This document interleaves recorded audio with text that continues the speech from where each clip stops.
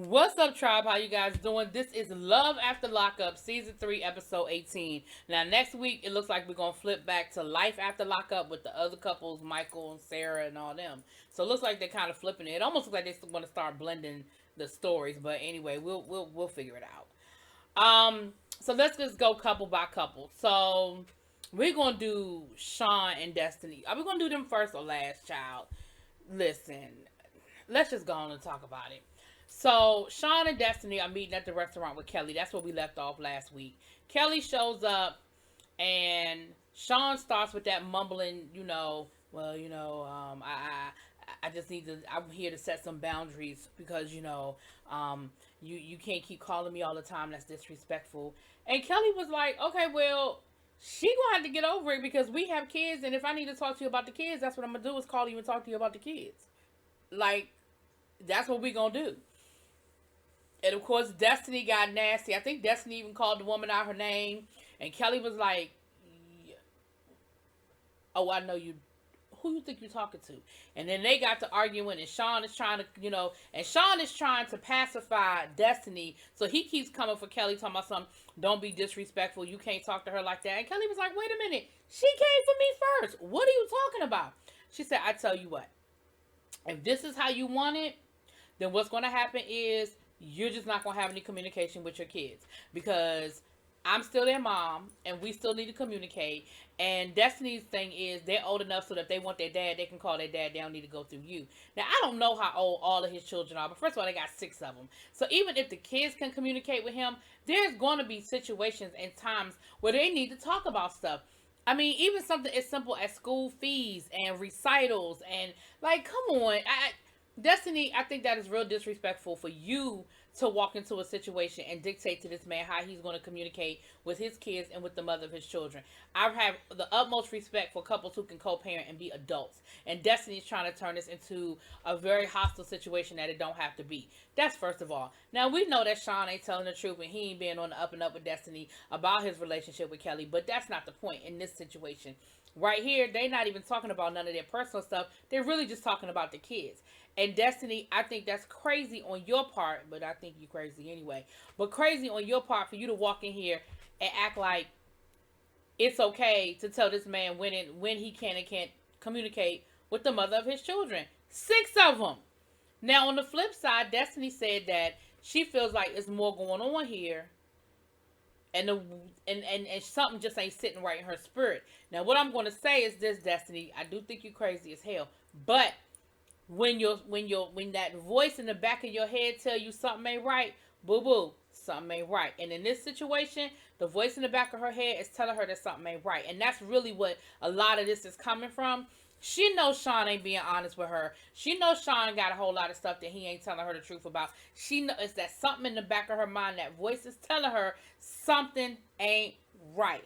And girl, you not wrong. You not wrong. You crazy as hell, but you not wrong. But you taking your anger out on the wrong person. Sean is the person you mad at, not Kelly. Kelly ain't had nothing to do with this. Kelly was minding her good business, okay? Trying to take care of her 6 kids with this man who put 6 babies up in her but ain't never married her. And then, of course, Destiny threw that at her, talking about something, well, we're getting married, so you're going to have to deal with it. Girl, Kelly was like, okay. Oh, that's what we doing? So after 6 kids, we ain't get married, but you going to marry? Okay, that's what we doing. And so, next thing you know, Destiny and Sean, they still arguing, and Destiny is letting him know, like, listen, don't talk to me right now. I need to get my thoughts together because something here, something ain't right. I'm trying to figure it out. I'm trying to put all the parts together, slide this over, put this in the right piece because something here ain't sitting right in my spirit, okay? Next thing you know, we see Destiny taking a pregnancy test. Of course, they don't tell us the result, child. You know, we never know the result of the damn test. And then next thing you know, oh boy, I'm sorry. Oh boy is telling the producers that she is gone. She done packed up all her stuff and left. Now, mysteriously, she leaves the empty pregnancy box, but she took everything else except for her toothbrush and that empty pregnancy test. She don't leave the pregnancy test though. And so, of course, Sean is like, I mean, she could be pregnant, I guess. I mean, we never use protection. Dude, you have 6 children. Clearly, you got swimmers. If you don't strap up, and he's still on the hook for this $60,000 bond, and she ain't nowhere to be found. So that's where they left off, child. Quaylon and Chevelle. So Quaylon called Chevelle the next day and like, look, do we need to talk? And he does apologize for lying to her, and he said he was wrong for that. Kudos, Quaylon. Kudos. And then he says, but listen, you've been really pressing me out, and you sort of put me in a position where I felt like I had to lie. I'm subtracting the kudos, okay?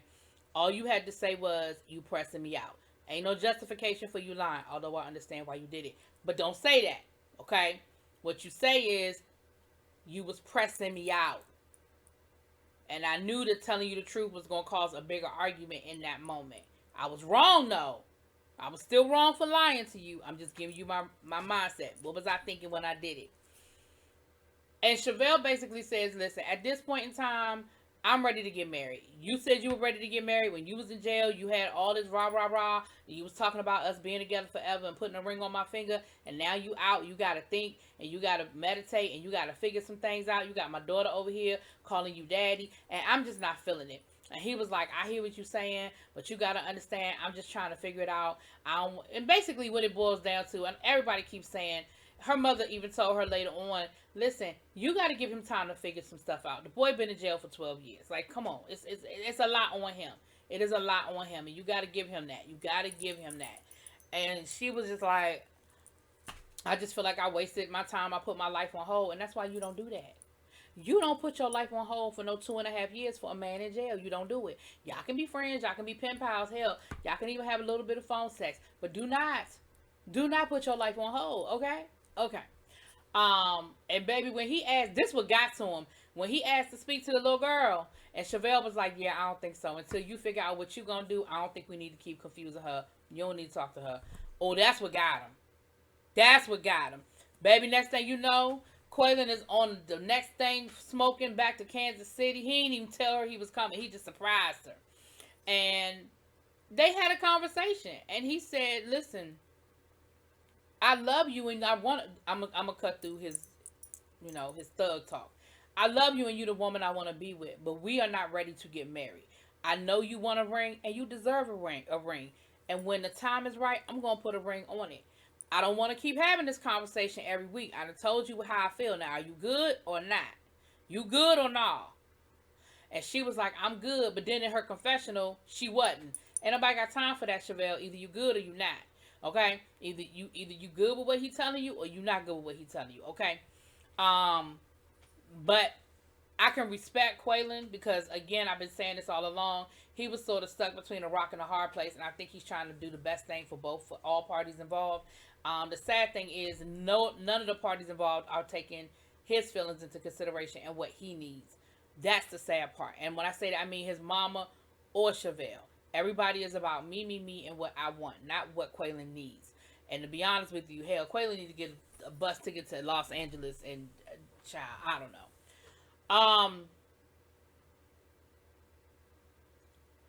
Child,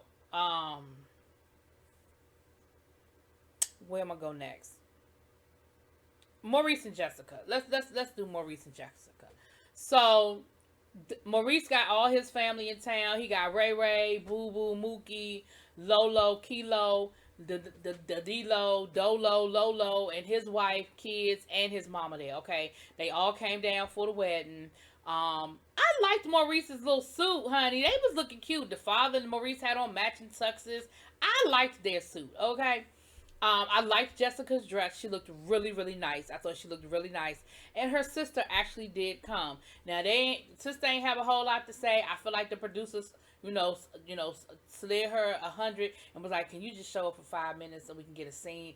You ain't got to do no whole lot of talking. Because they didn't. I mean, they hugged and they had like a little daughter moment or whatever. Daughter, sister moment. But it wasn't no big, I'm so sorry. I hope it wasn't none of that. Okay.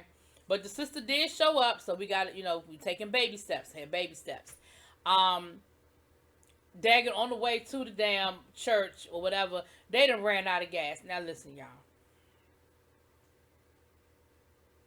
unless your gas gauge is broken in this day and age, ain't no reason why anybody running out of gas. I mean, I have been low before. I have looked up and said, "Oh snap!" But dude, dude. But you know they got to be dramatical, child. He shows up, of course. They get the gas and all that. And he gets there, and it looked like they had a really, really nice wedding, and I'm happy for them. Um, they did the little afterwards, so the baby is here. They had their baby. Maurice is working. He paid his father-in-law back. So you know what? I'm here for it. It looks like the families were blended. They danced. It was nice. They looked like they had a really nice wedding, and I just wish them the best. I really like them as a couple. Well, I like Maurice. Jessica, I don't know. She's a little special. But I like them, okay? And I want to see them do well, okay? Um, Christinia and, is it John? Is his name John? Anyway. Basically, they had this whole 2 day dramatic moment of crying, hugging, hugging, crying, hugging, because she had to go turn herself in. She got up. She actually woke him up and was like, "It's time to go." And everybody crying, everybody emotional. John said he got to be strong. This is a hard thing, but he got to be strong for the family. Listen, I still think John is a little touched, okay? But I must give John a lot of kudos and respect from the point of view of he is really taking on a lot of responsibility that really ain't his to take on. I mean, he has adopted her whole damn family, and he feels like he's responsible for them, right? The sister and the mama. Now, I'm going to be honest with y'all. I got my side eye on the sister. I got my eye on her. I don't trust her. I don't know what her deal is, and I wouldn't trust her around my man, but that's just me. I'm just saying, I don't know. That's just me. That is just me. And of course, Christina is feeling bad about the relapse and wanting to get back right and just making the right decisions because she feel like she got something to, she got something to come back to now. Like her and John, I think, really do love each other. Again, I still think John's a little special. Have y'all been watching around his house all the damn horror movie paraphernalia he got around his house, all the Freddy and Jason and stuff?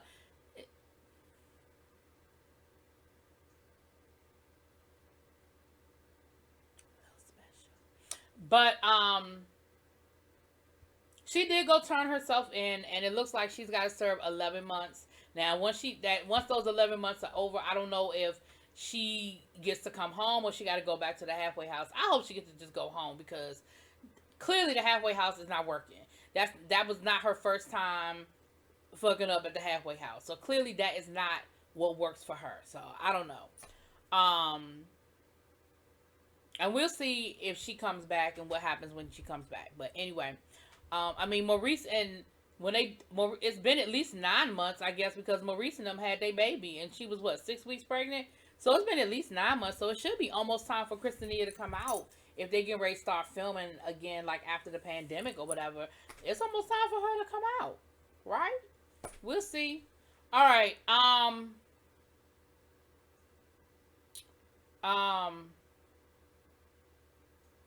Who we got left? Oh, what's her name? Oh shoot! Now I gotta remember the girl's name. Hold on, y'all. Dang. Okay, but y'all, before I move on to we're gonna get to Dylan and Heather. Listen, why that man was disrespectful to Christiana when she went to turn herself in and she told him her name and she was like, "I know I have warrants. I'm here to turn myself in." Why was he disrespectful talking about some welcome back? Oh, that was so disrespectful. How he gonna say welcome back to her? Anyway, Dylan and Heather, they are not together. They broke up. They never hooked back up after her little meltdown. But Dylan seems to be doing really well. Like, he's got himself a good job. He said he's making more money now than he was when he was selling drugs. He was like, if I knew I could get a job like this, I never would have gone to jail because my ass would have never been selling no drugs. He's got himself a nice little 2-bedroom spot on the north side of Chicago, honey. Got a little ride. Okay, he's doing good for himself. His mama came over to visit him. And they had a good conversation, and he was like, "Yeah, nah, I really did love Heather. I just don't know what happened. Like, I don't know who she was when I got out. Like, she was fucking crazy. Like, And then we see Heather, and Heather's doing modeling and things like that. And she says she don't know what happened either, that Dylan just wasn't the man she thought he was, and she has no interest of ever getting back with him again. And now, child, listen, I think it's best. That's all I'm gonna say. I think it's best. Because some just won't right with Heather. I don't know if she was high. I don't know what it was, but something won't right. Something just won't right. I don't know what it was. Okay. Um. Last but not least, what's them people name? Molly Grace's mama and the guy. Is it Sean? Sean and oh, what the girl name? I'm gonna get it. I'm gonna get her name. But it's time for Molly Grace to move in, right? And they got the house ready.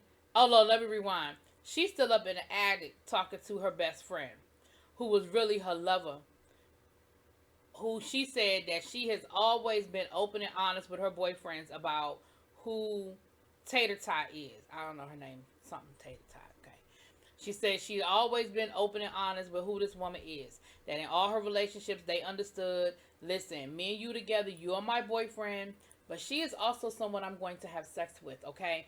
I'm never going to cheat on you and have sex with another man, but I am going to have sex with her, okay? And no, this is never going to be a threesome, okay? She's never going to join us in bed. You're never going to have sex with her, and I'm never going to have sex with any of her men, and I'm never going to join her in bed with her man.